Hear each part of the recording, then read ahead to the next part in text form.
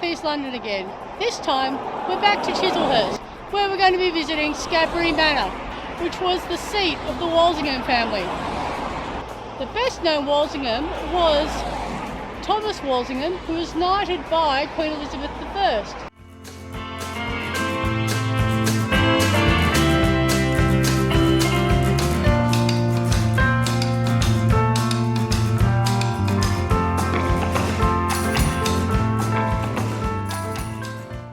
Chislehurst has always been one of those sort of special places where the well-to-do and landed gentry, etc., like to live. We're going down to the moated manor, which is a nice walk. It's full of trees and there's benches and stuff in case you get exhausted, which is likely. It's a bit damp today, otherwise it should be quite nice. It's incredible to think that, you know, how noisy was it a few minutes ago when we were standing on the road, and now we're not too far away from the road. It's not a lot you can hear at all. I mean, you can hear cars in the distance, but they're not very loud anymore. It's a great place for families. Not walk very far, and we're a picnic area.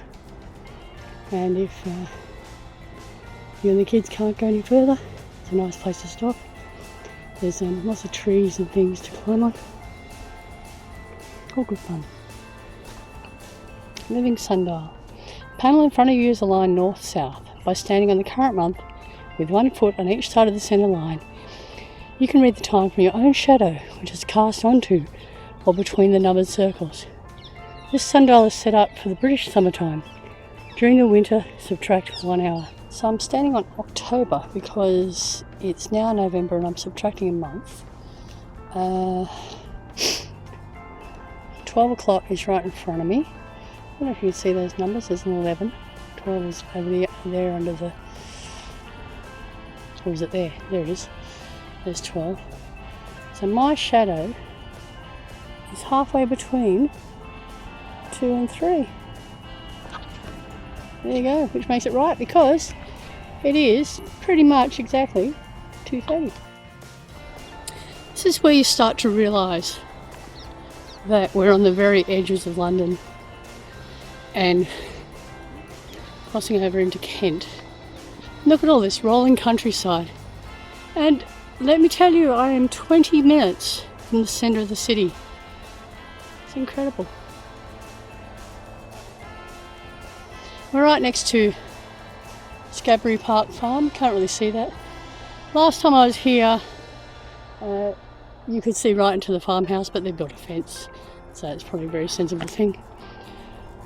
So many people out here today taking advantage of the last sort of really sunny days that we have this year, because it might well snow. Haven't had a good snow for a lot of years, probably overdue. So yeah, I'll keep on going. Although I grew up in Australia, I was brought up on English novels, and I was always reading about rambling. People going off on rambles. Yeah, like Enid Blyton stories, they always went off rambling in the woods or on the coast or something like that. And I always want to be a rambler when I moved to England. It's taken me a lot of years, but here I am, rambling in Scadbury Park. Beautiful it is. All this open land. You can hear the cars now. We're right next to the motorway. So beautiful there. So I'm in Scadbury Park, and I'm not sure if I'm looking in the right direction. Anyway, in Scadbury Park, and it's absolutely beautiful farmland. Can you see the horses behind me? So lovely. Just I'm not sure how much further I've got to go to get to the moated manor, but I'm going to keep going. I'm on a really muddy path. I feel like I'm nearly there.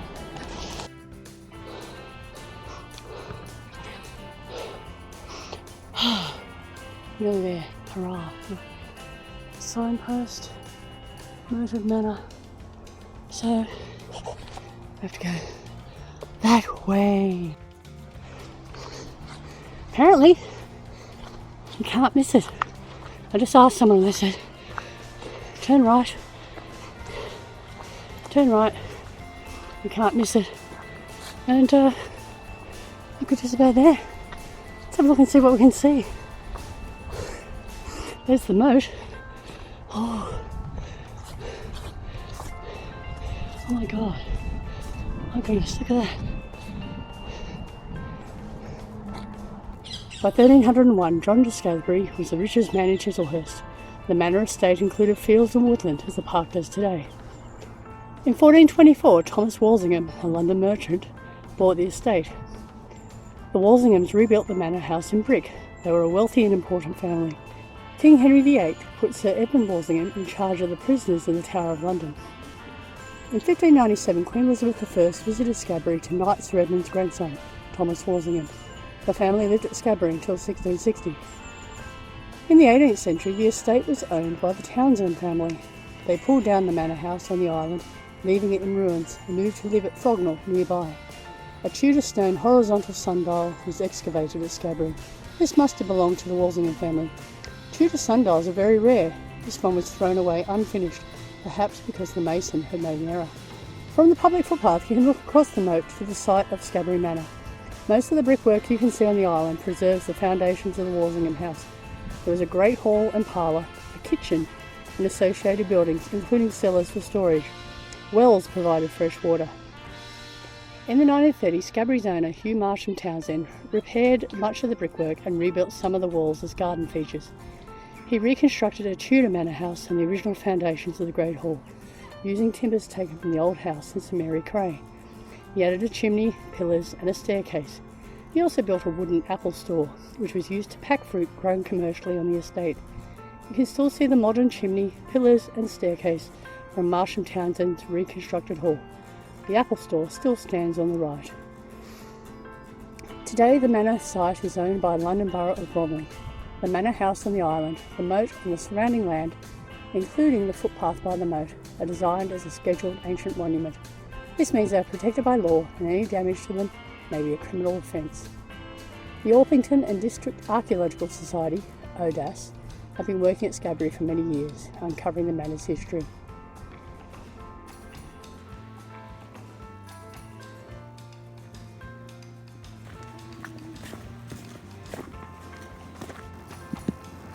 Right now I'm still walking and I'm in the woods.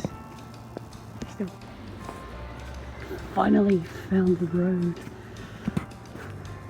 It's been a lovely walk, but I'm a bit exhausted. Hang on. So there it is. It is a golf buggy. What's going on there? Some sort of ruin over here as well. Not sure what's going on there. So those kids are just going backwards and forwards in this golf buggy.